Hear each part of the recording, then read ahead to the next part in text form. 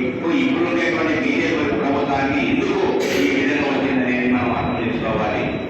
మరి ఈ బీజేపీ వాళ్ళు మళ్ళీ సంజయ్ ఏం మాట్లాడుతున్నాడంటే ఈయన నక్సలైట్ కాబట్టి కొన్ని వేల మందిని చంపించినాడు అనేటువంటిది బీజేపీ వాళ్ళు చంపించారనేటువంటి వార్త అనేటువంటిది చెప్తా ఉన్నాడు. మరి బీజేపీ వాళ్ళు ఎవరు చంపించలేదా? ఆ రోజు ఎక్కడ పోయినారు బీజేపీలో ప్రజలను చంపించినప్పుడు వీళ్ళు నక్సలైట్ అని చెప్పి వాళ్ళ ముద్ర వేసి వాళ్ళు చంపినప్పుడు ఎక్కడ పోయినారనేటువంటిది మనం గుర్తు చేసుకోవాల్సిన అవసరాలు పడుతూ ఉన్నాయి. అదే మణిపూర్లో ఒక మహిళను చెట్లు ఊరు తీసి బట్టలు లేకుండా చంపినటువంటి ఆర్ఎస్ఎస్ వాళ్ళని ఏం చేసినారనేటువంటిది కూడా మనం అర్థం చేసుకోవాలి. మరి ప్రజలే కదా, ఆయన కూడా వాళ్ళు కూడా ప్రజలే కదా. మన అటువంటి వాళ్ళను చంపినప్పుడు వాళ్ళని వాళ్ళ ఉరువులో దండిపడినప్పుడు ఈ పని సంజయ్ ఎక్కడ పోయినాడు అనేటువంటిది మనం అర్థం చేసుకోవాల్సిన బాధ్యత కూడా ఉంది.